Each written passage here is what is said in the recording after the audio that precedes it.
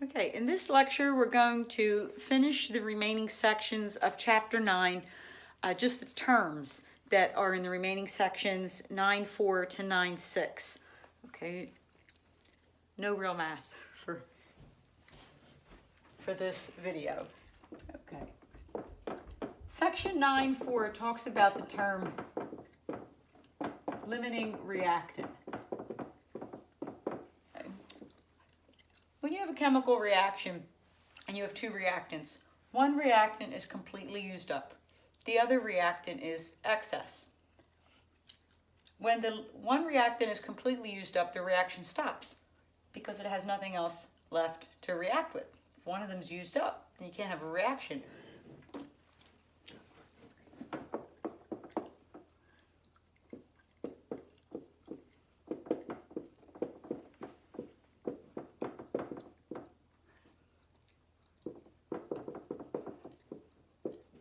Let's say two or more.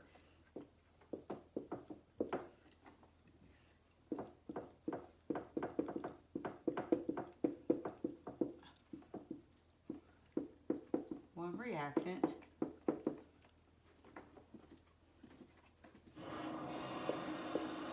is completely used up.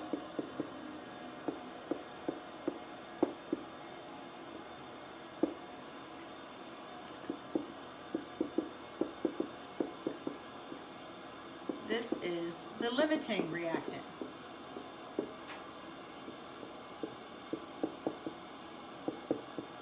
And once it's used up, the reaction stops or is limited.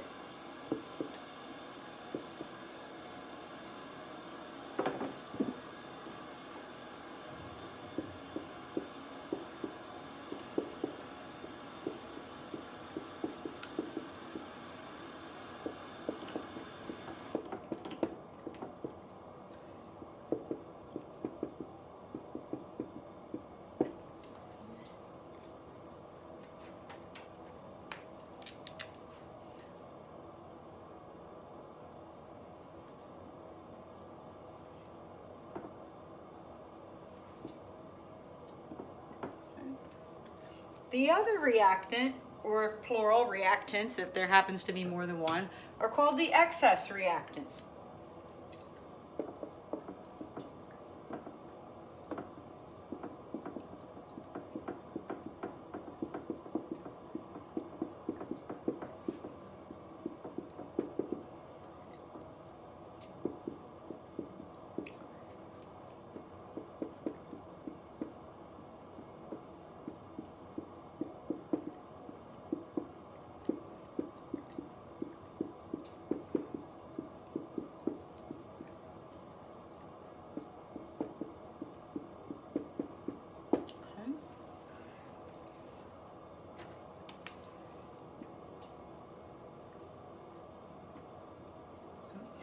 Now, you may remember when we did the conductivity lab earlier in the semester, and the one reaction that I demonstrated, I had the barium hydroxide and the sulfuric acid, and I reacted the barium hydroxide with the sulfuric acid, and we measured the conductivity after every 2 drops of barium hydroxide added, and you took the you made a graph of it. And you remember that in that reaction, if you can remember back to that, at some point I told you the reaction was going to stop and that the conductivity would be at a minimum. And what happens when it was at a minimum there is that all of the reaction stopped because the limiting reactant, which was in that case, the sulfuric acid, was all used up. And then we kept continuing to add drops of barium hydroxide, and we saw the conductivity go back up again because we were adding excess barium hydroxide. So that's something that we can all relate to, that we remember from lab. Okay, so in that case, the limiting reactant was the sulfuric acid because we were not continuing to add sulfuric acid. That got used up. We were continuing to add the barium hydroxide, and that was in excess. Let me write that reaction up here. Refresh your memory with that. Now there's a way to calculate it, but that's not for Chem 110. The way to calculate which one is limiting and which one is excess, because sometimes you just can't tell by, by looking at it or by doing it. Okay, there is a way to calculate it, and it relates to mole ratio and stoichiometry calculations, but it's not for this course. But in lab, remember, we had barium hydroxide. This actually was a neutralization reaction, plus sulfuric acid, and that produced barium sulfate and water. HOH, put the 2 there, do that there, okay? This was in excess. We had excess drops added. This was limiting. Reaction stopped. Lowest conductivity point.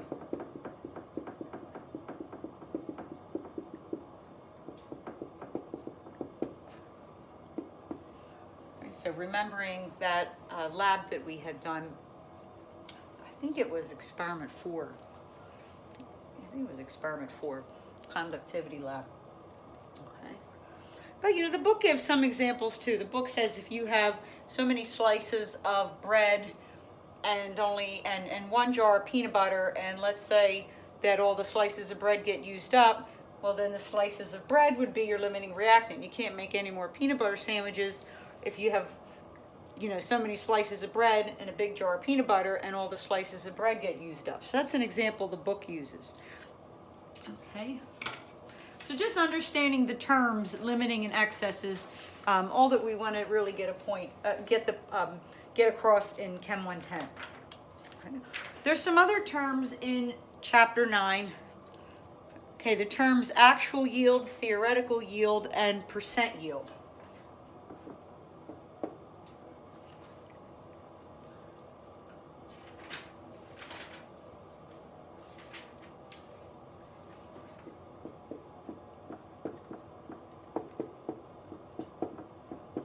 Percent yield is a way to assess how successful a reaction was. It's kind of giving that reaction a grade. It's saying that I expected so much product to form, but only a certain amount formed. And how does that relate? So percent yield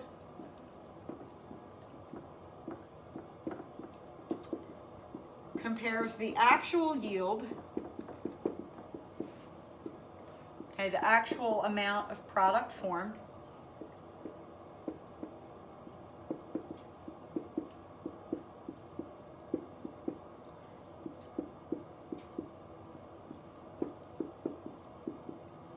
to the theoretical yield,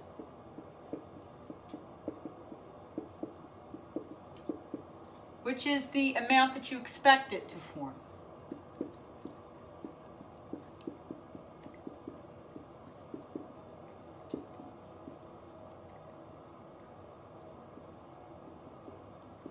Expected to form from a stoichiometric calculation.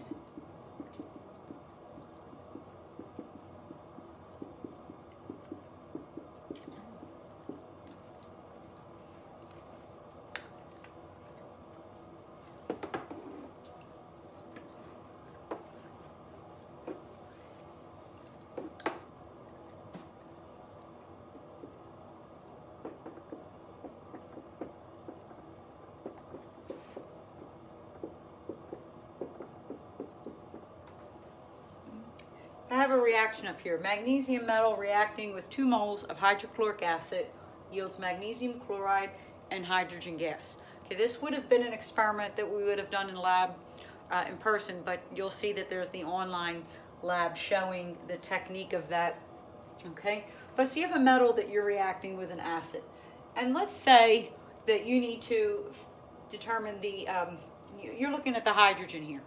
Okay, now let's say that we calculated a certain quantity of hydrogen gas that should have formed based upon the amount of magnesium that we reacted with the amount of hydrochloric acid. We can determine the amount of hydrogen gas that would have formed. Okay, let's say in this reaction 2.5 grams of hydrogen gas should have resulted.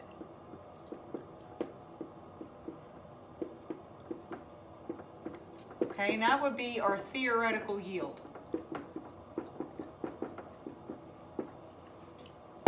But let's say when that reaction was actually carried out, you had a different amount.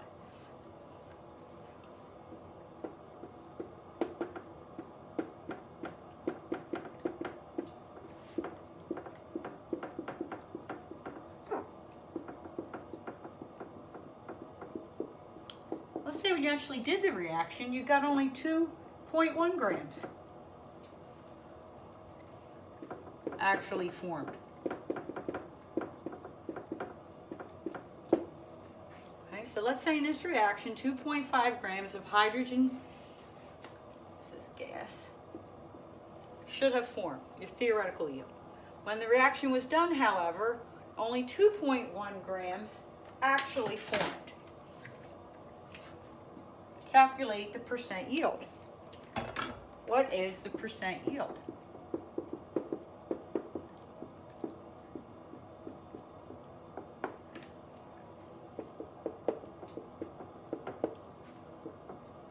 Well, there's a formula for percent yield.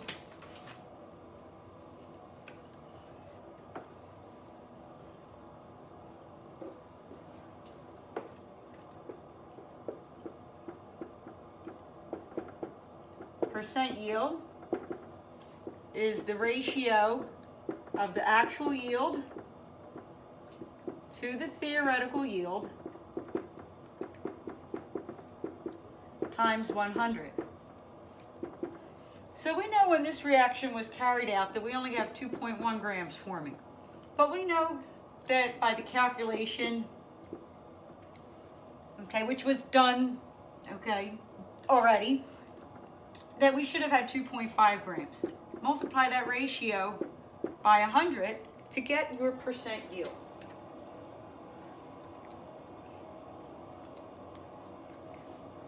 (84% yield). Now that might be good for a reaction, depending upon what kind of reaction it is. You have so many things that can affect the percent yield of a reaction. You have glassware that may not be really clean, that may affect things. You have temperature that could affect it. You could have purity of reagents. There's human error. Okay, there's many things that could go into having a percent yield not be 100. Sometimes people will get a percent yield and it's not 100, and they may think, oh, I did something wrong, when it may not be the person's fault. Okay, it may be, but it may not be either. In pharmaceutical applications, because they have many multi-steps in the drug synthesis process, each step when the percent yield is calculated, they have, they don't want it to be 84% on the first reaction step, because then that's going to affect the further yields for the subsequent reactions. That's why when in a pharmaceutical environment, they have the clean rooms, which are designed completely different than a standard laboratory, to account for things like humidity and dust and all other kind of things as well. Okay, so this is a percent yield is kind of a way to assess how successful a reaction was. The very last thing in chapter 9, there's terms about energy and chemical reactions. You have some reactions that take in energy and some reactions that release energy.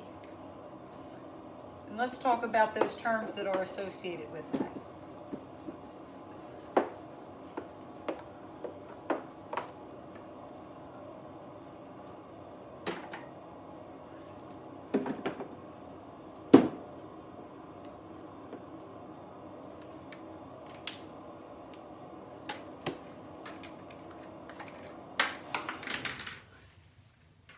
energy in chemical reactions.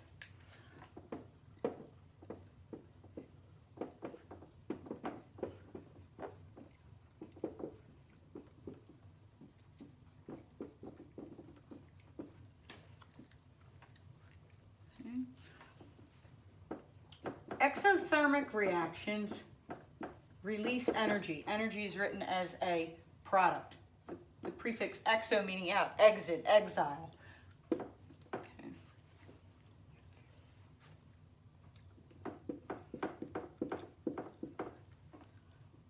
Release energy, and it's usually in the form of heat.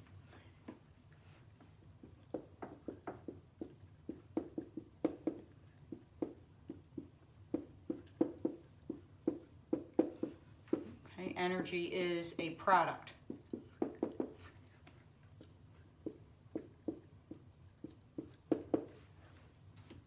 Okay. And your combustion reactions are exothermic. When you have a fuel that's being burned in the presence of oxygen, you get carbon dioxide, water, and energy. Okay, if your home is heated with natural gas, okay, natural gas contains methane, undergoes combustion, produces carbon dioxide and water in the form of gas, and it gives energy in the form of heat.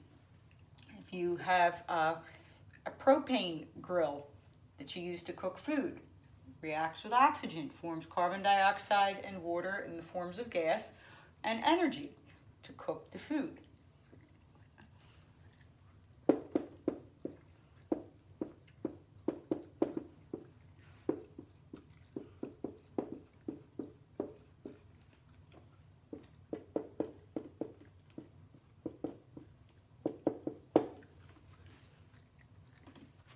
So for example, methane, as I was just mentioning, methane, 1 mole of methane will react with 2 moles of oxygen to give you carbon dioxide, water, gives you 2 moles of water,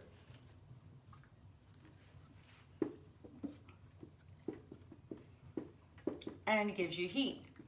Okay, and the heat, I'll give you the quantity just to show you. It actually gives you 802 kilojoules of heat. Okay.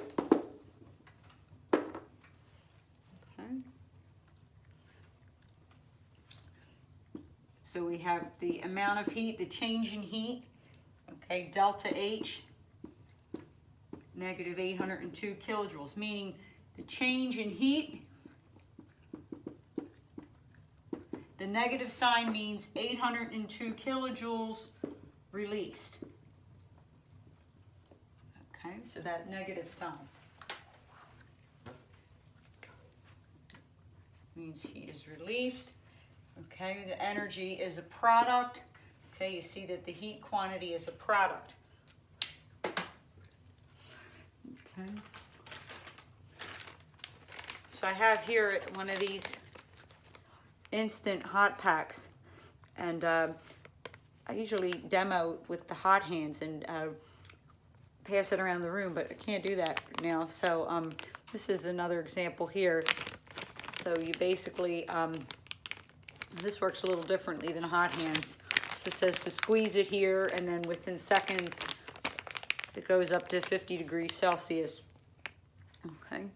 The hot hands work a little bit differently, but they're also exothermic. As soon as you expose the hot hand packet to the air, the oxygen in the air, it gives off heat. Okay, it forms iron oxide. You actually have iron particles in the hot hands. I don't have any on me here. Okay. But so hot packs are also examples. Are exothermic.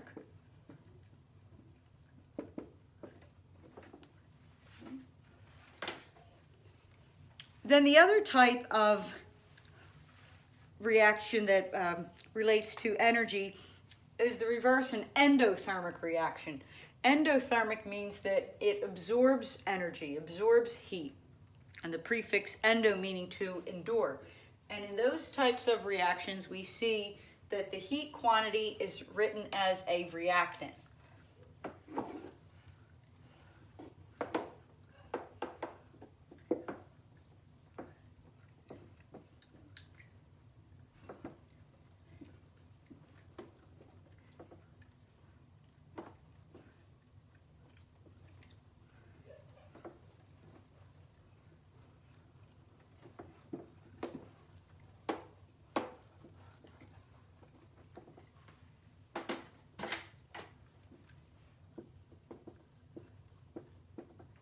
So an endothermic reaction absorbs energy. Okay, energy is a reactant.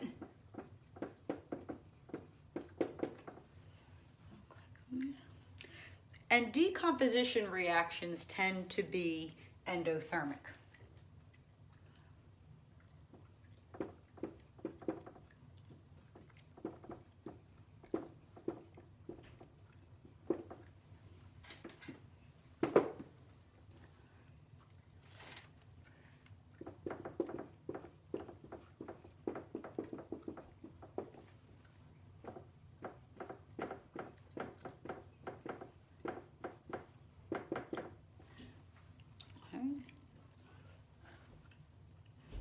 So if we look at the decomposition of water, okay,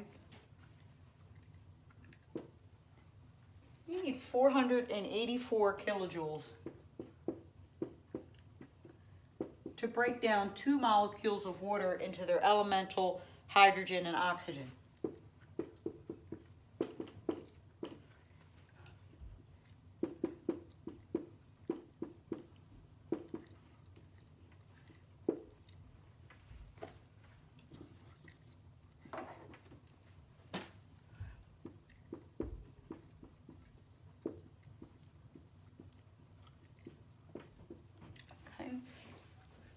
So endothermic reaction absorbs energy, usually in the form of heat.